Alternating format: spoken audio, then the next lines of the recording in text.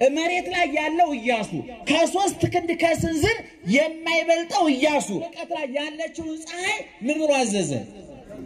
ቁሚ በሉስኪ ምን ብሎ አዘዘ ማንን እንደው ለኛ እንኳን ፀሐይ ወይዘሮ ፀሐይ ይቆሙልና እንደውነቱን ለመናገር ይቆሙልና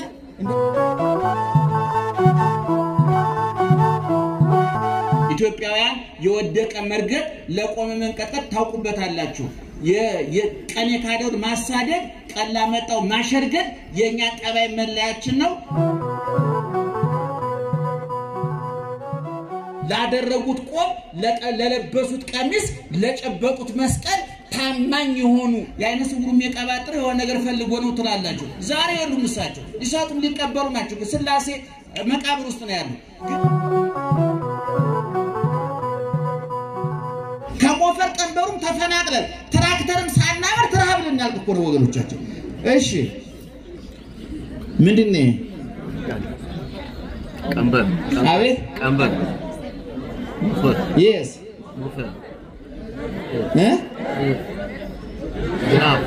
ወሽ እናንተ ጆሮአችሁ ከቢከዳችሁ ተስፋላችሁ ማለት በመልእክት ተወዳለት እና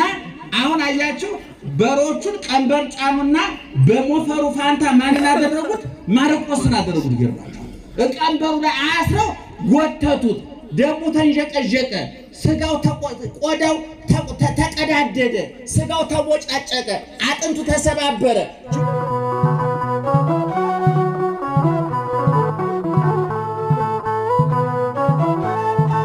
ገስ መከራውን ታግሰ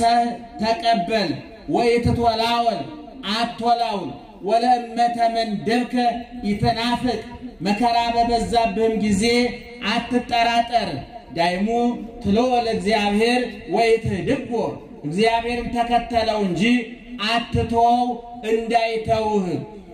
ወተወከፍ ኩሎ እንተ በጻተከ የደረሰብህን የሚደርስብህን መከራ ሁሉ በጸጋ ይሁንልኝ ይደረግልኝ አሚን ብለህ ተቀበል ወታገስ በመዋዕለ ተጽናስከ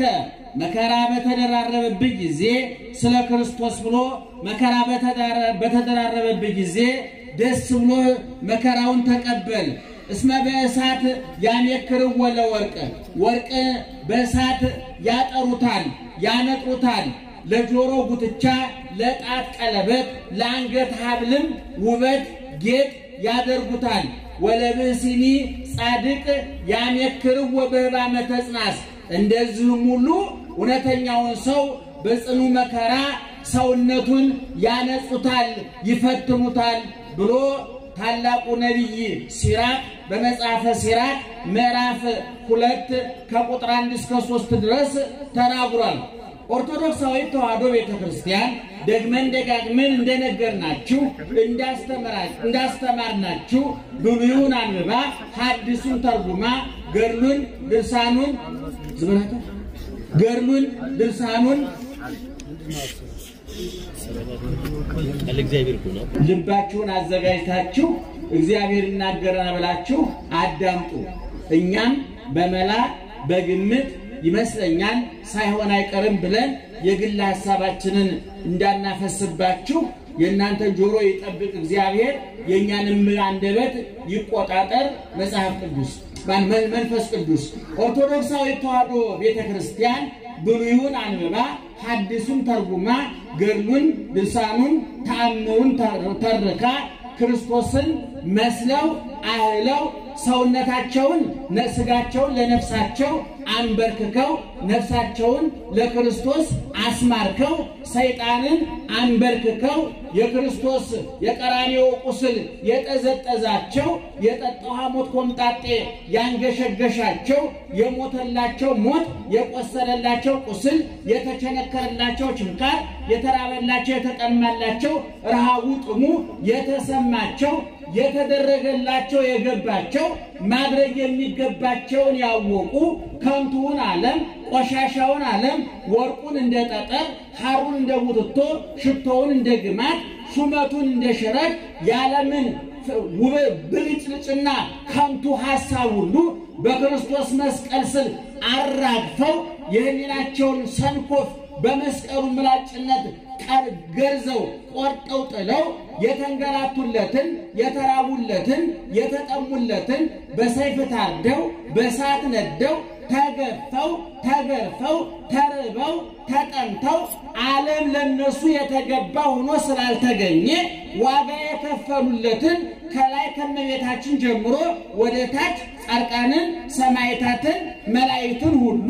ቤተ ኦርቶዶክሳዊ ተዋሕዶ ቤተክርስቲያን ጽላት ቀርጻ ቤተክርስቲያን አንጻ የሰማዕታት ገድላቸውን የሊቃውንት የመላእክት ድርሳናቸውን የጻድቃን ተአምራቸውን በውዳሴዋ በቅዳሴዋ በማህሌቷ በሰዓታቷ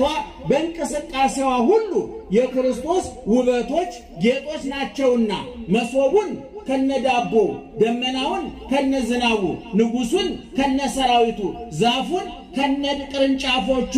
አካታ የያዘች በምድር ተጀምራ በሰማይ የምትጠናቀቅ በብሉይ ተነስታ በሐዲስ አልፋ መንግስተ ሰማያት መዳረሻዋ የሆነላት በዶግማዋ በክርስቶስ ወሃልክነት የቆመች በቀኖናዋ መጻሕፍትን አስታርቃ ለሥርዓት ለውዳሴ ለምስጋና ያስማማች በባህሏ በትውፊቷ የኢትዮጵያ ሕዝብ አመጋገቡ አለባበሱ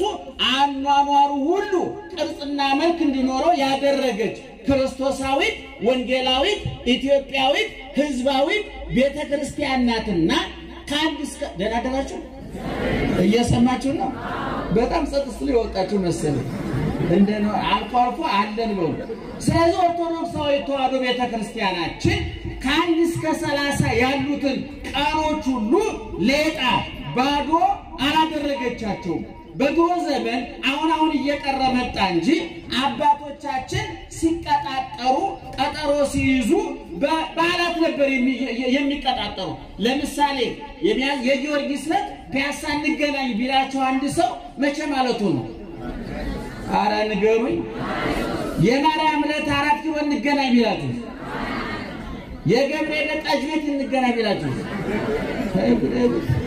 ትመጣላችሁ? አይባልም። ጠጅ ቤት እንገናኝ ብሎ የገብርኤል ጠጅ ቤት የምትገናኝ በአቶ ግፋቸው ቀን እንጂ በገብርኤል ቀን አይደለም። ነገር ግን ከአንድ እስከ 30 በደንብ ስሙ ምእመናን። አጣርቶ አለመስማት ለጭንቅላት በሽታ፣ አጣርቶ አለመብላት ለሆድ በሽታ ያጋልጣል። መርጠው ያልበሉ ሆዳቸው፣ መርጠው ያልበሉ ጭንቅላታቸው ይታመማል። ጆሮአችሁን ከፍታችሁ ልባችሁን አዘጋጅታችሁ ኦርቶዶክሳዊ ተዋሕዶ እናታችሁ የምታስተምረውን የጠራ የነጻ ከክርስቶስ የፈለቀ በሐዋርያት በኩል የፈሰሰ ከሊቃውንት አንደበት የጠጣነውን ንጹሑን የኦርቶዶክሳዊ ተዋሕዶ ቤተክርስቲያን ትምህርት መስማት አለባችሁ። ቅድም እንደነገርኳችሁ ለምሳሌ የመስቀል ዕለት እንገናኝ ቢላችሁ መቼ ማለቱ ነው? አቤት የሚካኤል ዕለት ቀጠሮ አለብን ቢላችሁስ? እስኪ እንደዚህ ተጠቀሙበት። እስኪ እኔ ጥንታውያኑ የተዋሕዶ ሊቃውንት ኦርቶዶክሳዊ ተዋሕዶ ቤተክርስቲያን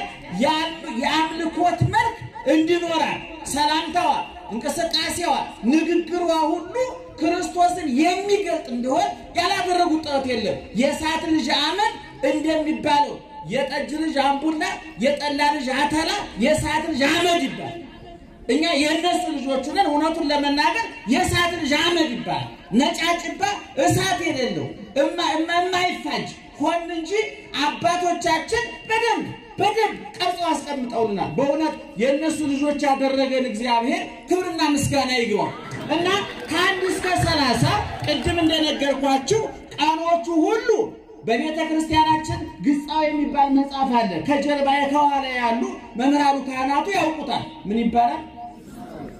ግጻዌ በሉ እስኪ። መጽሐፈ ግጻዌ የሚባል አለ። እሱ በአራት የተከፈለ መመሪያ አለው። የዕለት የወር በዓል አለው። የሳምንት የሰንበት አለው። የወር በዓል የዓመት በዓል አለው። እንደገና የሰንበት ይሄንን ለይቶ አስቀምጧል እና በየቀኑ የምናነበው ወንጌል፣ የምንሰብከው ዳዊት፣ የምናነባቸው መልእክታት፣ የምንዘምረው መዝሙር፣ የምንቀድሰው ቅዳሴ ተበጥሮ ተንጠርጥሮ ብሉዩ ሐዲሱ ተመስጥሮ ተተንትኖ ተተርጉሞ ለጆሮ እንዲጣፍጥ ንባቡ አይምሮን እንዲሞላ ምስጢሩ ህሊናን እንዲያሳፍር ኃይለ ቃሉ አዘጋጅቷል ሊቃውንት። እኛ ያንን አሙቀን ስላላቀረብንላችሁ ለታይፎይድ አጋልጠን ሰጠናችሁ እንጂ ተዘጋጅቶ የተቀመጣል። ይክበር ይመስገን እግዚአብሔር። እና በደንብ አጨውጭ ካጨበጨውች ግድ የላችሁ እልልም በሉ አጨብጭቡ። መጥፎ አይደለም ይሄ። እጃችንም አንደበታችንም እግዚአብሔር እንዳስታውስ ለማድረግ ነው፣ ሌላ ነገር የለውም። ቅዱስ ማርቆስ ከአራቱ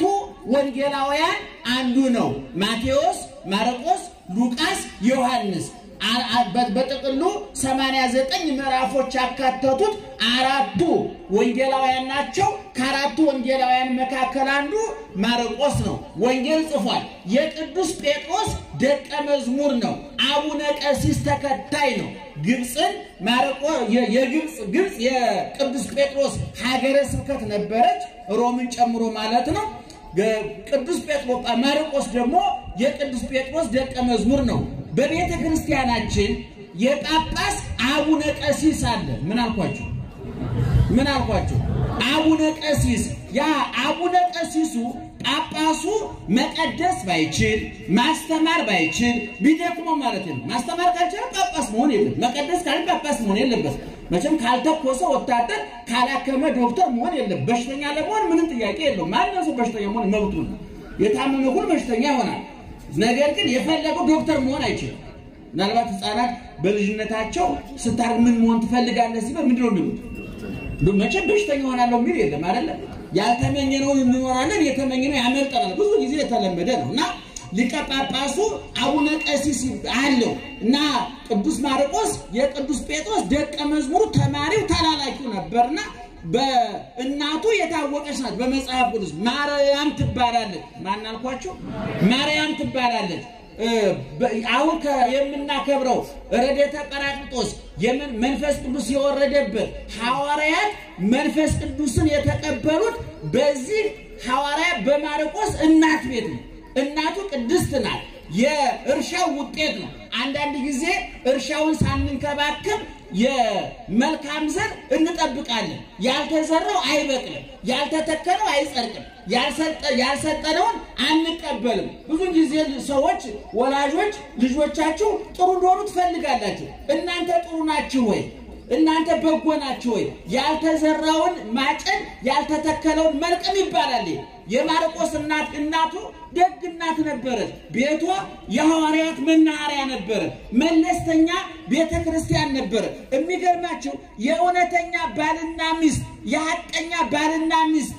ትዳር ወይም ቤት በቤተ ክርስቲያንነት ያገለግላል። ለምሳሌ እኛ ዘመኑ ዘመነ ሰላም ስለሆነ ጥሩ ጊዜ ስለሆነ እንደ ልባችን ቤተ ክርስቲያን አንጸን እንደ ልባችን ህንጻ ቤተ ክርስቲያን አቁመን ብዙ አብያተ ክርስቲያናት አሉ። በሆነ አጋጣሚ መከራ ቢመጣ መቀደሻ ቦታ ቢጠፋ የእውነተኛ ክርስቲያኖች ቤት እንደ ቤተ መቅደስ ያገለግላል። ምእመናን ይሄን ታውቃላችሁ? እንደ እውነተኛ የሚቀሙበት የሚቃምበት ቤት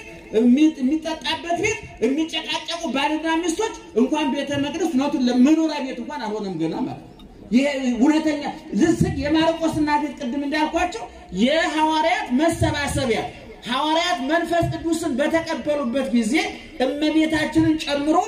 ሐዋርያት በዛ ቤት ነበሩ። ይሄ ብላቴና በህፃንነቱ ገና ክርስቶስ ሲያስተምር በነበረበት ጊዜ ገና ብላቴና ነው። በማርቆስ 14 በራሱ በወንጌሉ ጠቅሶታል። አሐዱ ወሬዛ ብሎ አንድ ጎልማሳ አንድ ህፃን ብሎ ራሱን ጠቅሷልና የቅዱስ ጴጥሮስ ደቀ መዝሙር ብያችኋለሁ። እናቱ ማርያም ትባላለች ብያችኋለሁ። እንግዲህ ጠቅለል አድርገን ወደ ታሪኩ ለመምጣት እሱ ግብጽ የግብጽ ሐዋርያ ነው። ግብጽ ነች እሱ ሀገረ ስብከት የተመደበችለት። እንደሚታወቀው 12ቱ ሐዋርያት በየግላቸው ሀገረ ስብከት ይዘዋል። 72ቱ አርዲት ግን እያንዳንዱን ሐዋርያ እየተከተሉ ሁለቱም ሶስትም እየሆኑ ሐዋርያትን እየተከተሉ እነሱ ከሀገረ ስብከታቸው እየቀነሱ እየቆነጠሩ እየሰጧቸው እነሱን እያገለገሉ ለነሱ እየታዘዙ ለነሱ እየተላላኩ ያገለግሉ ነበርና ግብጽ እንደነገርኳችሁ የቅዱስ ጴጥሮስ የሹመት ተጨማሪ ሀገረ ስብከቱ ናት። ቅዱስ ማርቆስ ይችን ግብጽን አስተምሮና የትምህርቱ መነሻ ወደ ግብጽ በድብቅ እየገባ ያስተምር ነበርና አንድ ቀን ወደ ግብጽ ወደ ከተማዋ ሲገባ የጫማው ተበጠሰበት ተቀደደበት ማለት ነው እና ጫማውን ለማሰፋት አንድ ጫማ ሰፊ ዘንድ መጣ ደህና ዋላችሁ እና ጫማውን ያሰፋ ሳለ ያ ጫማውን የሚሰፋው ሰው እጁን እሾወጋው ያማን የሚሰፋበት ምን ይባላል አቤት ወስፌው ዚያርስትል እሱ ወጋውና ኤስታኦስ ብሎ ጮኸ ያ ሰውየው ምን ማለት ነው አለው እግዚአብሔር አንዱ እግዚአብሔር ማለት ነው እንዴ እግዚአብሔርን ታውቀዋለህ እንዳለ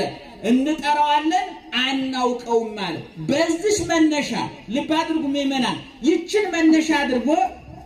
ያንን ሰው ቅዱስ ማርቆስ አስተማረው ለወጠው ቀየረው ከጫማ ሰፊነት ከተቀደደ ጫማ ሰፊነት ወደ ተቀደደ ልብና መንፈስ ሰፊነት ለወጠው ቀየረው ከዛ በኋላ ወደ ቤት ወሰደው ልጆቹን ቤተሰቦቹን የሚያውቃቸውን ሁሉ አቀረበለት አስተማራቸው አሳመናቸው አጠመቃቸው ክርስቲያኖች አደረጋቸው ከዛ በኋላ ግብጽ የማርቆስ ሀገረ ስብከቱና ብዙ ስራ ሰራባት እንግዲህ ክርስትና በጠባዩ ከደስታ ይልቅ ለመከራ የቀረበ ነው የክርስትናው መስራችና ወሃልክ መደምደሚያና ጉልላት ኢየሱስ ክርስቶስ ክርስትናን ሲመሰረተው እንዴት እንደተመሰረተ ታውቃላችሁ አባ ጊዮርጊስ ዘጋስጫ እግዚአብሔር ክርስትና ሲመሰረት የተናቁትን ነገሮች አክብሮ የጀመረው አለ መጀመሪያ ከድሃ ቤተሰብ ተወለደ ሁለተኛ በቆሻሻ በረት ተወለደ ሶስተኛ በሌሊት ተወለደ እነዚህ ሶስት ነገሮች የተናቁ ናቸው በረት እንኳን እግዚአብሔር ተራሰው እንኳን ሊገኝበት የማይችል ቦታ ነው ቆሻሻ ቦታ ነው እግዚአብሔር በበረት መወለዱን ትቶ በቤተ መንግስት ተወልዶ ቢሆን ፈራጅ እንጂ አዳኝ ሊሆን አይችልም ነበር ይላል ሊቁ ሲናገር እና በረቱን ከመንበረ ጸባዖት ጋር አነጻጸረው ማህፀነ ማርያም ከጽርሐ አርያም ጋር ተነጻጸረ የእንስሳት በረት ከመንበረ ጸባዖት ጋር ተነጻጸረ አባ ጊዮርጊስ ዘጋስጫ አብራክኪ ኮና ህየንተ ሰረገላ ኪሩቤል ድንግል ሆይ ጭኖችሽ አንቺ ጭንሽ ክርስቶስ ሲቀመጥ እነዛ ሁለት ጭኖችሽ በሰማይ ኪሩቤል ዙፋኑ በተሸከሙት የኪሩቤል አምሳል ሆነ ብሎ አባ ጊዮርጊስ ዘጋስጫ እንደተናገረው ክርስትና በጠባዩ የመከራ ሃይማኖት ነው የስደት ሃይማኖት ነው የጅራፍ የችንካር ሃይማኖት ነው አሁንኛ እምንታመሰው እምንጠበሰው እምንሰቃየው እምንባለው እምንናከሰው ክርስትናውን ያለ ጠባዩ ከሸካራ መስቀል አውርደን ተሽከርካሪ ወንበር ላይ ያሳረፍነው ከቆሻሻ በረት አውርደን በጸዳ ቢሮ አስቀመጥ ነው ቢሮው ጸዳ ጭንቅላታችን ቆሸሸ መንበሩ ለስላሳ ሆነ አይምሮአችን እሾሃማ ሆነ ልብ አድርጉ ክርስቶስ በበረት ተወለደ እንደተወለደ ተሰደደ በስደት ከኖረ በኋላ በዮሴፍ ቤት አሳዳጊ አባቱ ዮሴፍ እንጨት ጠራቢ ነበር እንጨት እየጠረበ ኖረ ከዛ በዮርዳኖስ ተጠመቀ በቆሮንቶስ ምድረ በዳ 40 ቀን ጾመ ከዛ ወጥቶ ዞረ ተንከራተተ አስተማረ ተራበ ተጠማ የሚገርማችሁ ነገር ራሱን የሚያሳድርበት ጎጆ እንኳን ስላልነበረው ማዕልተ ይሜር በምኩራብ ወሌሊተ ይበይት ውስተ ደብረ ዘይት ዘትሙ ኤሊዮን ቀን በምኩራብ ሲያስተምር እየዋለ ሌሊት ደብረ ዘይት ተራራ ላይ እየወጣ ድንጋይ ተንተርሶ ያድር ነበረ ከዛም በኋላ አይሁዳዙት ሰደቡት መላ ሰውነቱ ካራጸጉ እስከ ጥፍሩ መከራ ተቀበለ ጆሮው የአይሁድን ቆሻሻ ስድብ ሰማ አይኑ የአይሁድን ግርግር አየ አፉ ሐሞት ኮምጣጤ ጠጣ ጀርባው ተገረፈ እጁ እግሩ ተቸነከረ ፊቱ በጥፊ ተመታ ራሱ የሾሃድ ተደፋበት ሞተ ተገነዘ ተቀበረ ተነሳ አረገ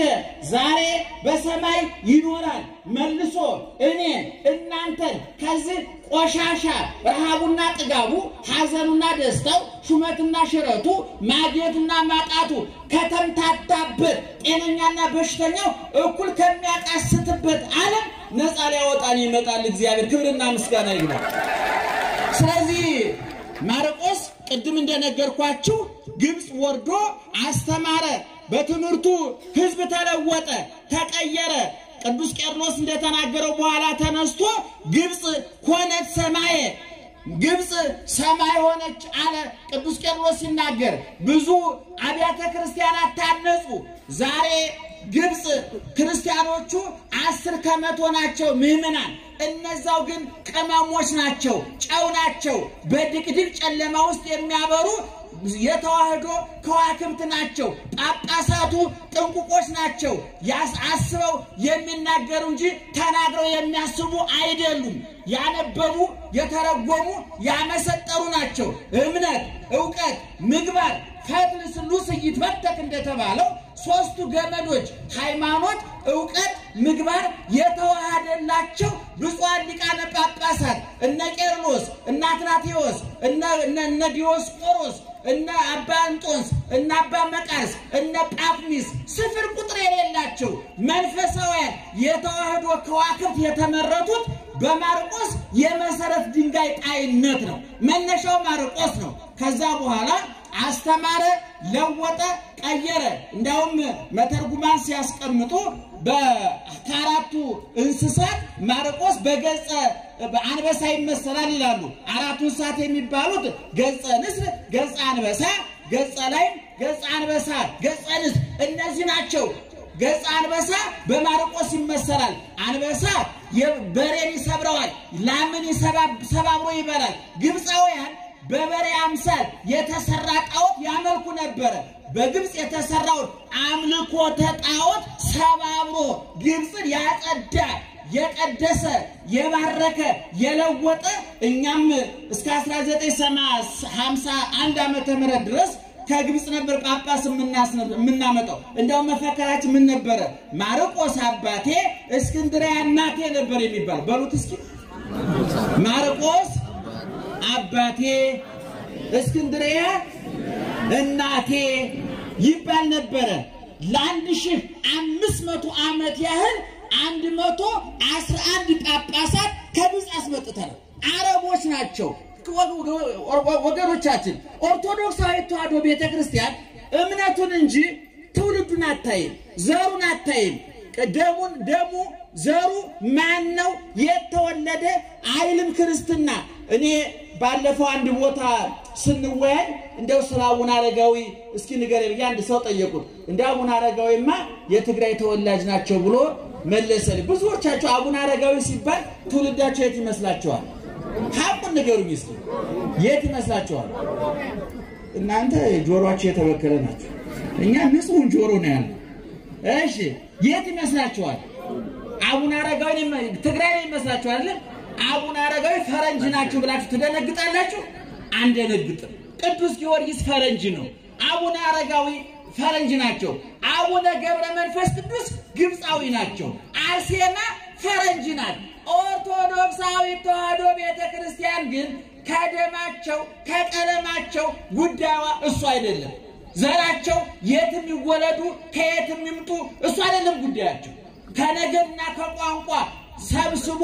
የተወለደ ማነሳይ ሰውነታችን አክብሮ የመንግስተ ሰማያት ዜጎች ያደረገ እግዚአብሔር ሐዋርያትን ሲመርጥ ይላሉ ሊቃውንቱ ሐዋርያትን ከአምስት ወገን መረጣቸው ሊቃውንቱ ከካህናውያን ከሸማኔዎች ወገን ካህናጽያን ከግንበኞች ወገን ከመስተገብራን ከገበሬዎች ወገን ከመሰግራን ከአሳ አጥማጆች ወገን ከመጸባን ቀረጥ ግብር ከሚሰበስቡት ወገን መርጦ ሰው አደረጋቸው እንኳን የመንግስተ ሰማያትን ቁልፍ የሀብታም መጋዘን ቁልፍ እንኳን መያዝ የማይችሉትን የተናቁትን አሳ አጥማጆችና ተራ ሰዎች መርጦ የመንግስተ ሰማያትን ቁልፍ ሰጥቻለሁ ብሎ አከበራቸው እግዚአብሔር በተናቀ ነገር የተከበረ ስራ መስራት ያውቅበታል የሙሴ በትር የተናቀች ተራ እንጨት ዱላ ነበረች ያቺ በትር ገናናውን የፈርዖን መንግስት የገለበጠች የኤርትራን ባህር የከፈለች እስራኤልን 40 ዓመት የውሃ ፍጆታቸውን የቻለች ትልቅ በትር ናት ከሙሴ በትር ጀርባ ማን ስላለ እግዚአብሔር ስላለ እና ማርቆስ በግብጽ ብዙ መከራ ተቀበለ ሰዎቹ ማርቆስን አውጥተው እንደ በሬ አንገቱ ላይ ገመድ አስረው ሞፈር ቀንበር አዘጋጅተው በመካከል ላይ ቀንበር ታውቃላችሁ ምን ላይ ነው የሚያርፈው አቤት እንደዚህ ነው እንደዚህ በጎን እንደዚህ እሺ እንደዚህ ከሚገጠሙስ ምን ይባላል አቤት እሺ ገበሬው የሚይዘውስ እንዴ ማይመናን ይሄንን አትርሱ እንዴ ይሄ ነው እንጀራ የሚያበላል እኮ የከተማው ሰው ወይ ትራክተር አላመረታችሁ እኛ እኮ የሚገርማችሁ ወይ ከሳይንሱ ሆነን አልመጠቀን ወይ ከሃይማኖቱን አረቀቀን መካከለ ወርቀን ቀረን ይገርማችሁ ወይ እንደ ፈረኖቹ ምጣቁ ተራቀቁ ወይ እንደ ቅዱሳን እርቀቁ ምጣቁ ከሁለቱ የተፈናቀለው ሶስተኛ ነገር የለም ከሞፈር ቀንበሩም ተፈናቅለን ትራክተርን ሳናመር ተራብልናል እኮ ነው ወገኖቻችን እሺ ምንድነው ቀንበር አቤት ቀንበር yes ሞፈር ወሽ እናንተ ጆሮአችሁ ከቢከዳችሁ ተስፋላችሁ ማለት በመልእክት ተወዳለት እና አሁን አያችሁ በሮቹን ቀንበር ጫኑና በሞፈሩ ፋንታ ማንን አደረጉት ማርቆስን አደረጉት ይገርማችሁ ቀንበሩ ላይ አስረው ጎተቱት ደሙ ተንጀቀጀቀ ስጋው ቆዳው ተቀዳደደ ስጋው ተቦጫጨቀ አጥንቱ ተሰባበረ ጅማቱ ተበጣጠሰ በጣም ብዙ መከራ ደረሱበት ነገር ግን እነሱ ይሄን መከራ ሲያደርሱ ፀሐይ ሰወረ ብርሃኑ ፀሐይ ጨለመች እርቃኑን አላሳይም ብላ ልክ ቀራኔው ላይ ለክርስቶስ እርቃኑን አላሳይም ብላ እንዳመፀች ሁሉ ማርቆስም ልብ አድርጉ ማርቆስ ያገለገለ ያለው ማንን ነው ይሄን ሁሉ መከራ እየተቀበለ ያለው ለማን ነው ፀሐይ የማን ታዛዥ ናት ታላቁ ሊቅ ዮሐንስ አፈወርቅ ኢያሱ እንደኛ 3 ክንድ ከስንዝር ሰው ነው አለ ኢያሱ ታዘዘ ዘሃሎ ታይተ አዘዘ ዘሃሎ ላይለ መሬት ላይ ያለው ኢያሱ ከ3 ክንድ ከስንዝር የማይበልጠው ኢያሱ ከማንም ሰው ያልበለጠ ቁመትና ሰውነት የነበረው ኢያሱ በብዙ ሚሊዮን ኪሎ ሜትር ርቀት ላይ ያለችው ፀሐይ ምን ብሎ አዘዘ ቁሚ በሉስኪ ምን ብሎ አዘዘ ማንን እንደው ለኛ እንኳን ፀሐይ ወይዘሮ ፀሐይ ይቆሙልና እንደውነቱን ለመናገር ይቆሙልና እንደ አምፖል አሁን አልጋ ላይ ተኝታችሁ አንተ አምፖል ጠፋ ብትሉ ይጠፋላችሁ ስራቶ ምን ወጣው ይጠፋላችሁ ኢያሱ እታቹ ነው ማን አዘዘ አለ ዮሐንስ አፈወርቅ አቤት ፀሐይና ቆም ያላት ፀሐይ ቆመች በዛ ላይ በኢያሱና በፀሐይ መካከል የ150 አሁን ሳይንቲስቶቹ እንደጻፉና እንዳነበብነው የ150 ሚሊዮን ኪሎ ሜትር ርቀት አለ በኢያሱና በፀሐይ መካከል ነገር ግን ይሄን ርቀት ማን ያቀረበው እግዚአብሔር በፀሐይና በኢያሱ መካከል ማን አለ እግዚአብሔር አለ ቆመ ፀሐይዋ ስለዚህ ሰዎች ለእግዚአብሔር ሲታዘዙ ማን ይታዘዝላቸዋል ፍጥረታት ይታዘዙላቸዋል አባቶቻችን ሰማዩን አዘውታል እነ ኤልያስ ሰማዩን ለጉመውታል እነ እሳት አዝንበዋል እነ ኢያሱ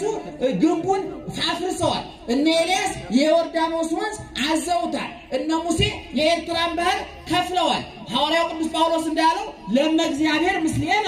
መኑ ይክለነ የሰማችሁ እግዚአብሔር ከኛ ጋር ከሆነ ማን ይችላል እንዳለ ሁሉ ማርቆስ ይሄን መከራ ሲቀበል ፀሐይ ጨለመች አቡነ ገብረ መንፈስ ቅዱስ 60 አንበሳ 60 ነብር ያጅባቸው ነበር እዛ አጠገባችን ያንበሳ ግቢ አለ ቀረን አሏል ሌላ ቦታ በጣም ተፈናቅሏል ማለት ነው እግዚአብሔር ሆናችሁ እና አንበሳውና በእናንተ መካከል ምን አለ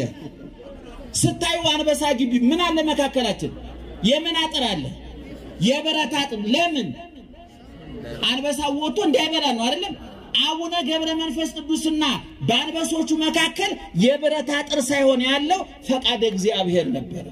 አቡነ ገብረ መንፈስ ቅዱስ ለክርስቶስ ሲንበረከኩ አንበሶቹ ለገብረ መንፈስ ቅዱስ ይታዘዛሉ ይሄ እግዚአብሔር የሰጣቸው ስልጣን ነውና ማርቆስ እንግዲህ በዛሬው ቀን እንደዛ ሆኖ መከራ ተቀብሎ ያረፈበት ቀን ነው ለተዋሕዶ ቤተክርስቲያን በአቡነ ሰላማ ከሳቴ ብርሃን አማካኝነት ከ20ኛው አትናቴዎስ ከማርቆስ ጀምሮ 20ኛ ፓትርያርክ የሆነው አትናቴዎስ ነው ከሳቴ ብርሃን አባ ሰላማ ከአትናቴዎስ ጵጵስና ተቀብሎ ክርስትናን ጀምሮ ከዛን ጊዜ ጀምሮ ከግብጽ 111 የግብጽ ጳጳሳት መተውልን ነበር ባስተርጓሚ ከዛ በኋላ ግን የድሮቹ ነገስታቱ ባደረጉት ጥረት ባደረጉት ድካም የራስ ኦርቶዶክሳዊ ተዋሕዶ ቤተክርስቲያን ከልጆቿ እሷን መስለው ቋንቋን የሚናገሩ ህዝቧን የሚያውቁ ጳጳሳት እንዲሾሙ በተደረገው ጥረት መሰረት ከብፁዕ ቅዱስ አቡነ ባስልዮስ ይባሉ የመጀመሪያው ፓትርያርካችን ጳጳሳት ከዛ ቤት ተሾመዋል ዝርዝር ታሪክ ውስጥ እንዳልገባ ነው በ1951 ዓመተ ምህረት ብፁዕ ወቅዱስ አቡነ ባስልዮስ የሚባሉ ትልቅ አባት ነበሩ የመጀመሪያው ፓትርያርካችን ናቸው ድግስ አዋቂ ድሃ ቀላቢ ነበሩ ይባላል ታሪካቸውን ስንሰማ ከሳቸው ቀጥሎ ደግሞ እንደ ኮከብ ብልጭ ብለው የጠፉት ትንታጉ ታላቁ ፓትርያርካችን ብፁዕ ቅዱስ አቡነ ቴዎፍሎስ ይባላሉ በእውነት የሳቸውን እቅድ አንድ የጥንት ሰው ሲነግሩኝ በእውነት እግዚአብሔር ሊለውጠን ሊቀይረን ቤተክርስቲያኒቱን ሊያነሳት ሲጀምር ነው ደርግ አምፖልን ያጠፋብንና እኛን ትልቅ ፓትርያርክ የወሰደብን ዙሮ ሁሉም ሆነኛ የወደቀ መርገጥ ጀግንነት አይደለምና አንወቅስም ኢትዮጵያውያን የወደቀ መርገጥ ለቆመ መንቀጥቀጥ ታውቁበታላችሁ የቀኔ ካደው ማሳደድ ቀላ መጣው ማሸርገድ የኛ ጠባይ መለያችን ነው እዛ ዝቅጠት ውስጥ አልገባም ነኝ ለማንኛውም ሁለተኛው ፓትርያርካችን ማን ናቸው በሉ ብፁዕ ወቅዱስ አቡነ ቴዎፍሎስ ሁለተኛው ሶስተኛው ፓትርያርካችን ብፁዕ ወቅዱስ አቡነ መቼም እዚህ ውስጥ እዛ የደረሳችሁ ሰዎች አላችሁ ብያለሁኝ በእውነት ሰው ብዙ መራቀቅ ማንበብ መማር እግዚአብሔር ካልተጨመረበት ለውጥ እንደማያመጣ ያየንባቸው ቅዱስ አባት ናቸው በእውቀታቸው ብዙ የሚያል የተራቀቁ አይደሉም ብዙ አነበቡ ተማሩ የሚባሉ አይደሉም ነገር ግን የቀና ልብ የታረመ አንደበት የተስተካከለ ሰውነት ነፍሳቸው ከስጋቸው የታረቀላቸው ምንኩስናው የገባቸው ላደረጉት ቆብ ለለበሱት ቀሚስ ለጨበጡት መስቀል ታማኝ የሆኑ ታላቅ አባት ነበሩ ያንን የመከራ ወቅት ያንን የፈተና ዘመን ቤተክርስቲያኒቱን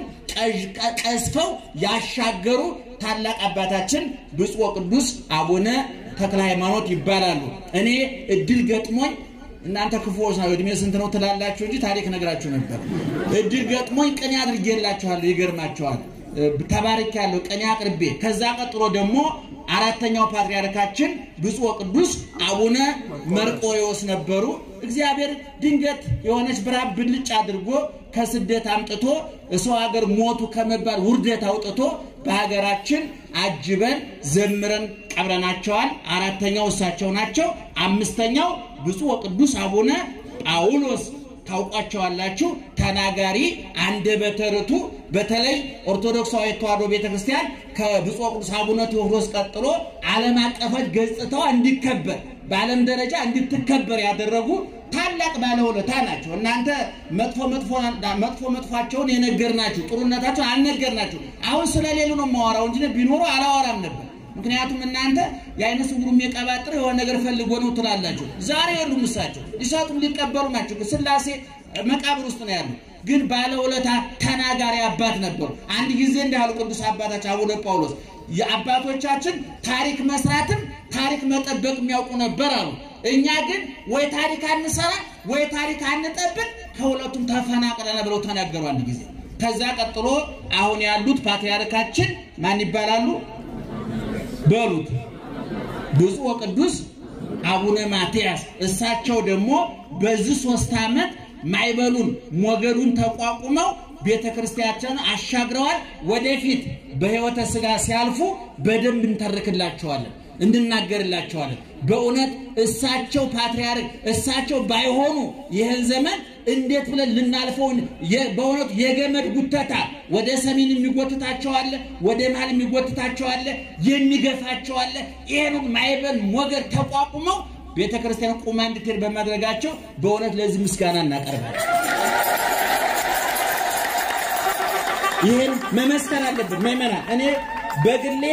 አንድ ብርጭቆ ሻይ ሰጥተውኝ አያውቁም አቀርብም አላውቃቸው እውነቱን ለመናገር እንደናንተው አባቴ ናቸው እሳለማለሁ እና ባለውለታ ናቸው እኔ በእውነት በዚህ ዘመን እሳቸው ባይሆኑ ምን ይውጣል ነበር ብዬው አስብ ያቃለው እግዚአብሔር በሚያል እና ወደፊት ደግሞ እንግዲህ እሳቸው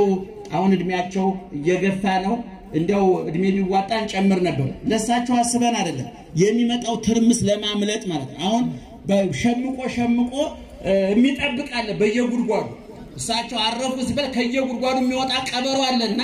ያንን ለመታገስ እንደው እድሜ ለሳቸው አዋተን ብንጨምር ይሻለን ነበር ግን አይሆንም እግዚአብሔር መፍትሄ ያለው በወጀብና በአውሎ ነፋስ ውስጥ ማን መንገድ ያለው እግዚአብሔር መፍትሄ ያለው ስለዚህ ባጭሩ ማርቆስ አባቴ እስክንድሪያ እናቴ የምንለው በዚህ በዝቦታ ላይ ያለ የቤተክርስቲያን ስንት አመት ይሆናል መምሩ አቤት 101 አመቱ ነው 101 አመቱ ነው በእውነት ብዙ ቦታ እኔ ኢትዮጵያ ውስጥ በብዛት ቤተክርስቲያን ለምን እንዳልተሰራላቸው የሚጠይቃቸው ሶስት አካላት አሉ አንዱ ቅዱስ ማርቆስ ነው ሁለተኛው ቅዱስ ያሬድ ነው ሶስተኛው አባ ጊዮርጊስ ዘጋስጫ ነው እነዚህ ሶስት እንደው ደግሞ ለብዙ ሰው ከውቀት የተፈናቀልን ስለሆነ እንጂ መላከ ብርሃን አድማሱ ጀንበር የሚባል ደግሞ ሌላ ሊቅ አለ እውቀትም እምነትም የተሰጣቸው እና እነዚህ ሰዎች እንደው ባለመታወሳቸው በመረሰ በጣም አዝናለሁኝ እኔና ማርቆስ ባለውለታችን ነው እንግዲህ ከግብጽ ጳጳስ ማስመጣት በማቆማችን አትርፈናል ከስረናል ብሎ መገምገም የኛ ጉዳይ ነው ይሻሉን ነበር እንዴ